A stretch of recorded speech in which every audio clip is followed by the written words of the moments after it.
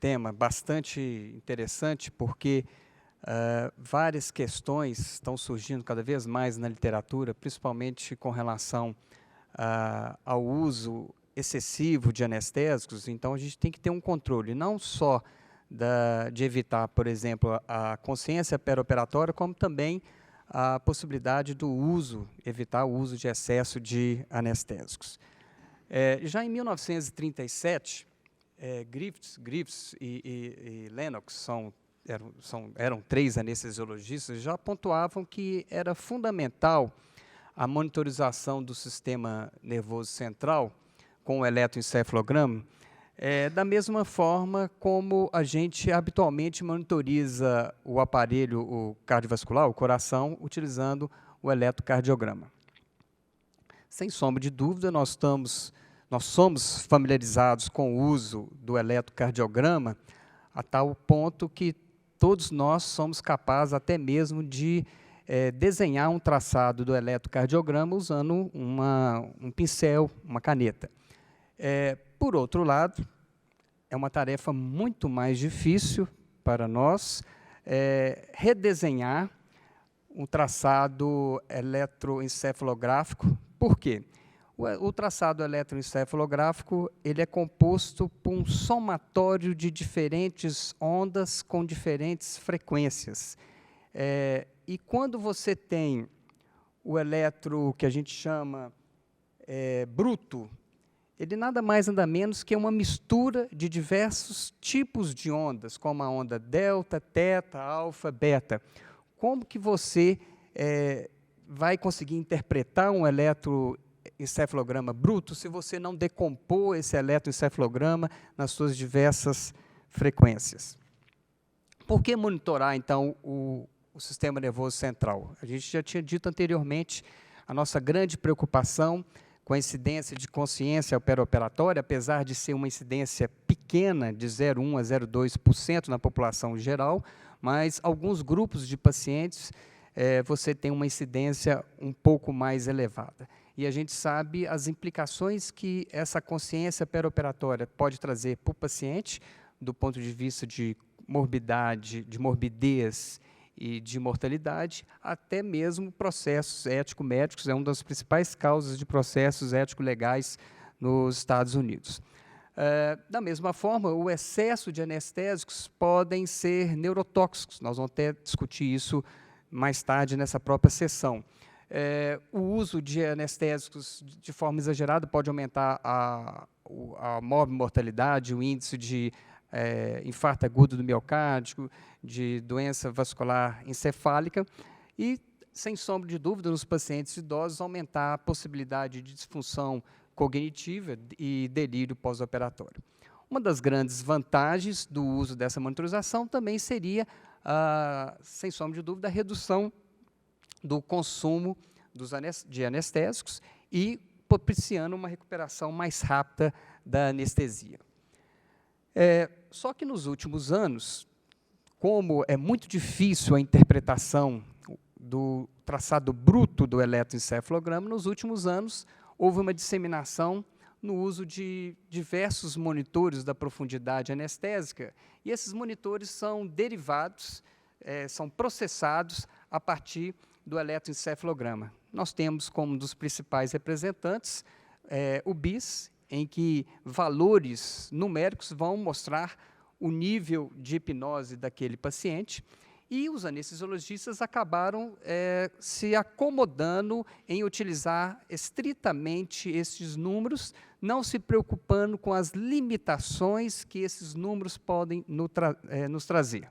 Portanto, esses monitores processados, eles não revelam completamente todos os aspectos do eletroencefalograma. Então, a gente tem que explorar com mais rigor as informações do eletroencefalograma.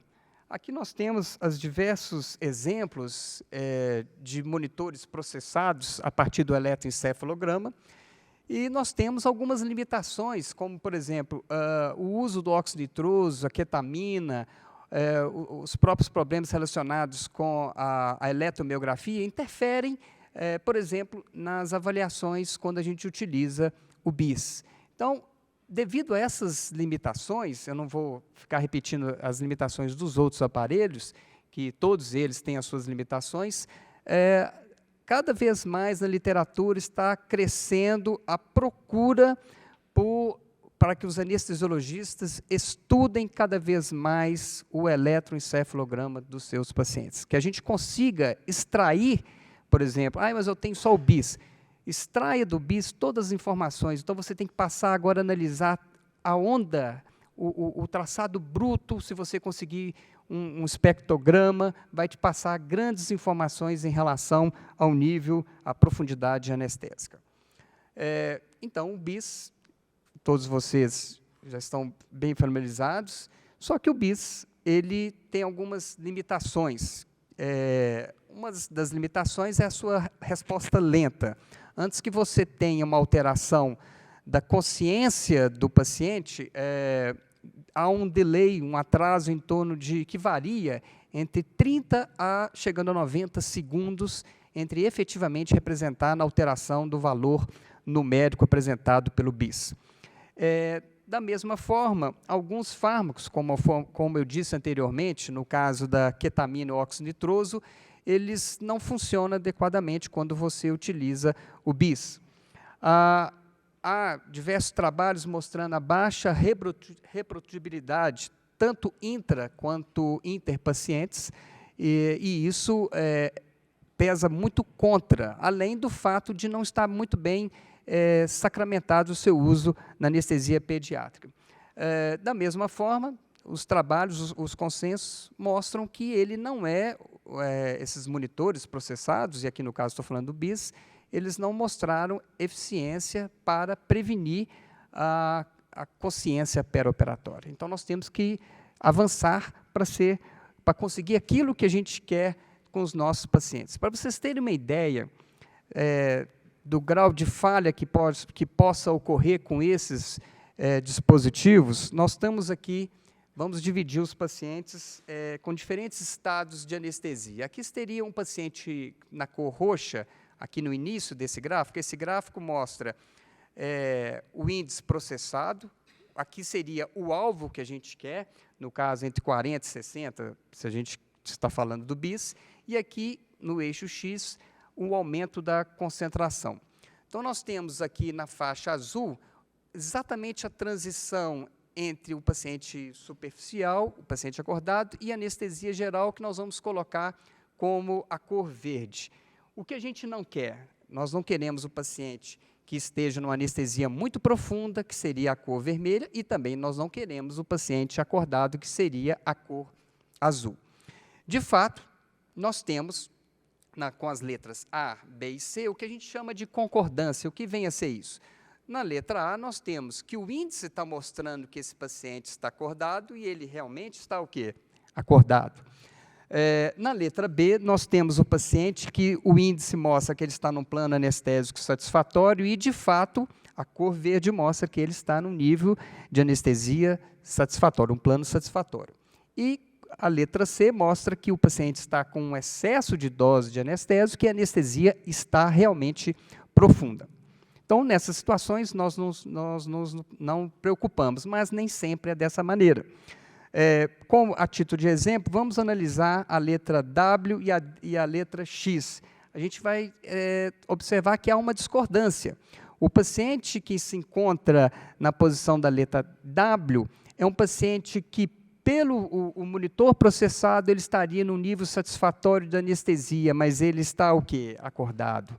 Da mesma forma, o paciente X ele estaria num plano adequado de anestesia segundo o monitor processado, mas ele estaria num grau de anestesia profundo.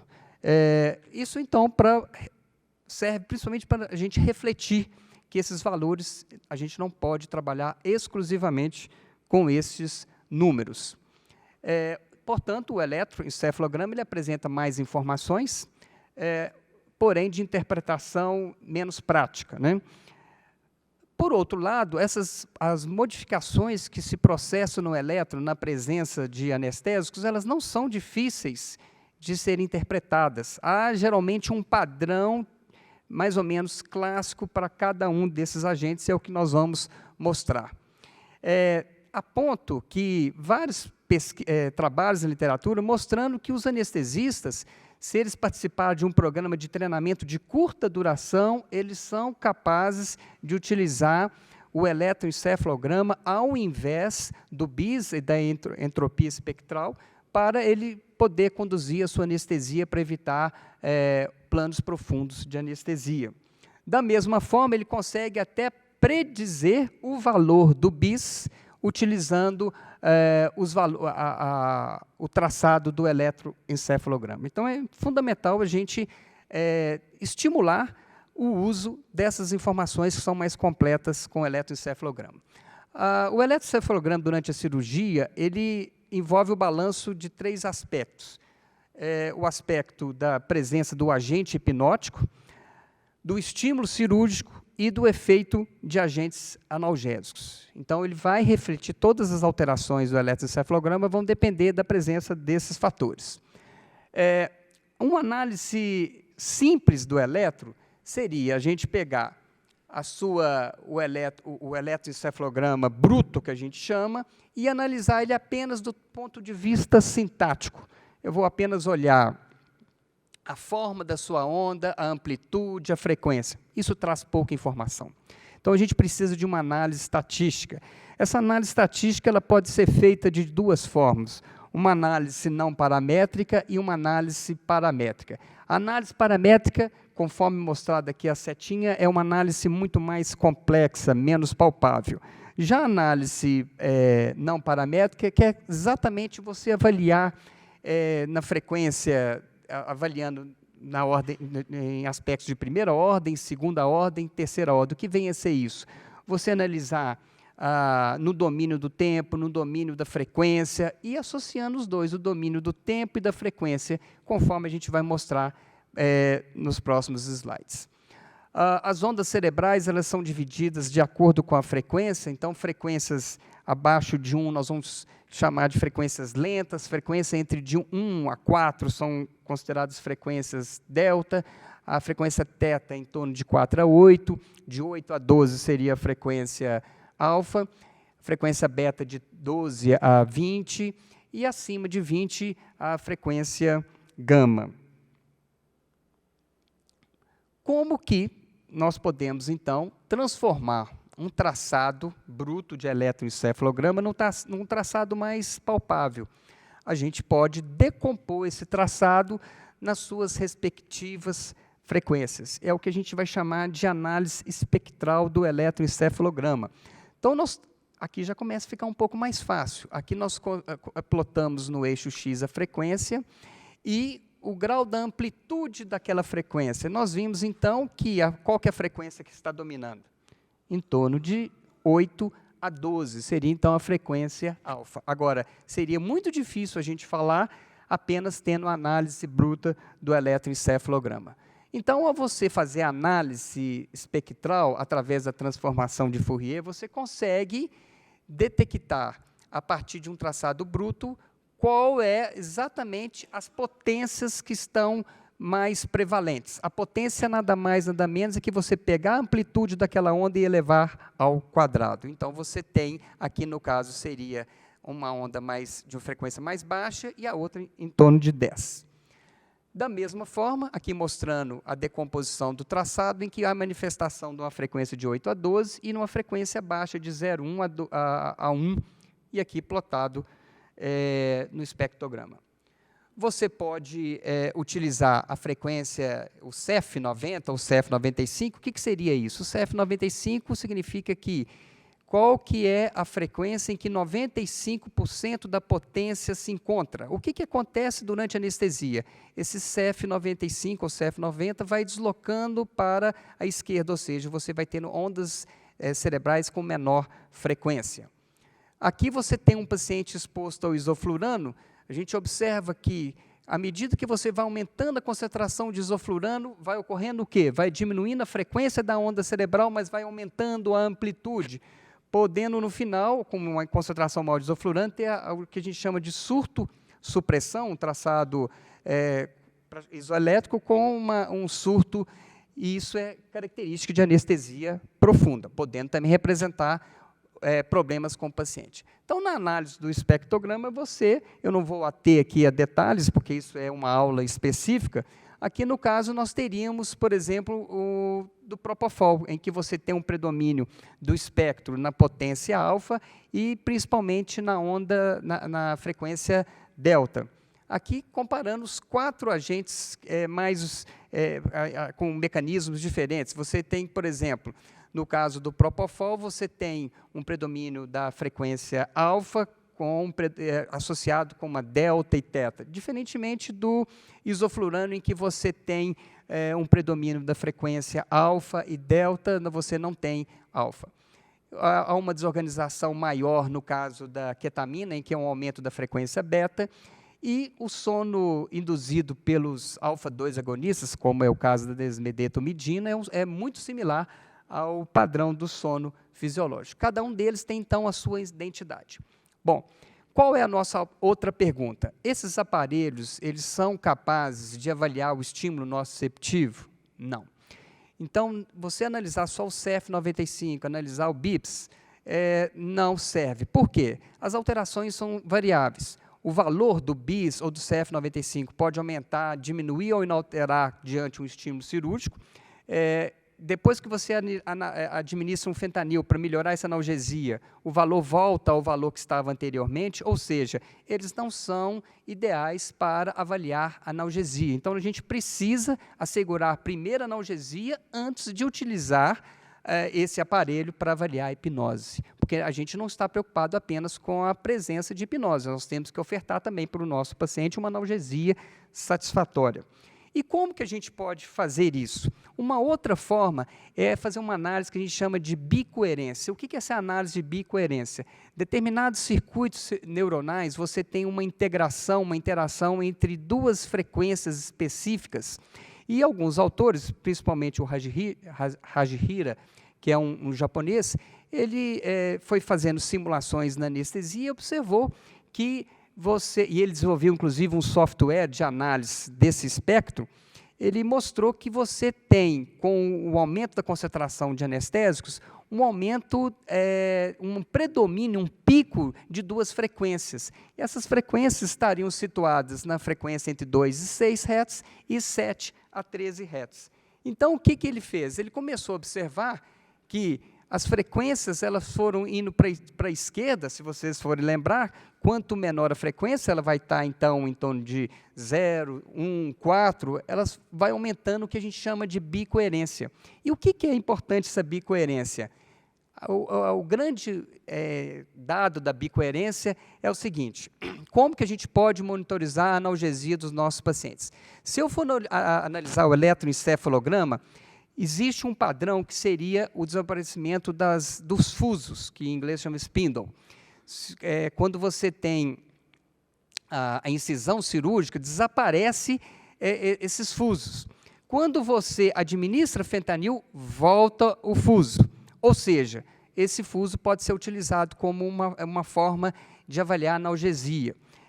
Portanto, se a gente garantir o fuso antes da incisão, nós teríamos a certeza que nossos pacientes estariam com analgesia. Infelizmente, isso não é verdade, porque tem muitos pacientes que, mesmo com analgesia satisfatória, não aparecem com fuso. Então, por isso que o Hashihira que teve essa ideia de utilizar, por exemplo, a bicoerência como parâmetro de analgesia. O que ele observou? Você, em todos os pacientes, antes de administrar a incisão cirúrgica, você tinha um valor de bicoerência que diminui após a incisão cirúrgica. E aí, o que ele fez? Vou administrar fentanil. Ele administrou fentanil, todos os pacientes voltaram a ter a bicoerência elevada. Qual que é a conclusão? A bicoerência, que é uma das formas, aqui não é objetivo que vocês saiam daqui trabalhando, o que vem a ser bicoerência, mas só para estimulá-los, a bicoerência poderia, então, ser utilizada como um parâmetro de analgesia para os nossos pacientes. Portanto, resumidamente, se o anestesista possuir conhecimento das alterações do eletro durante a anestesia, a gente vai poder julgar de uma forma mais adequada os índices derivados do eletroencefalograma nas situações que a gente viu em que os algoritmos fornece informações incorretas. Muitos desses algoritmos não são, inclusive, divulgados. Enquanto novos monitores não estiverem disponíveis, nós deveríamos utilizar o eletroencefalograma não processado. Estava querendo passar aqui, só... Ele não está passando. Isso. Os monitores processados, obviamente, são práticos, mas nós não podemos monitorizar os nossos pacientes apenas utilizando o número obtido. E um pouco de conhecimento do padrão do eletroencefalograma esperado durante a anestesia não é muito difícil. Eu gostaria de passar, quem estiver interessado, a leitura sugerida, artigos recentes, que vários deles mostrando figuras, mostrando que não é difícil. A gente teve uma aula agora com o professor Rojan, que mostrou, acho que quem teve a oportunidade de assistir lá, viu como que não é difícil utilizar o eletroencefalograma. Inclusive, temos cursos na internet, aqui eu coloquei apenas 2 deles, que tem aulas, inclusive cursos com acreditação, esse aqui, que você, inclusive, faz uma prova online que você obtém pontos para saber se você tem condições ou não de fazer uma análise eletroencefalográfica adequada do seu paciente. Muito obrigado.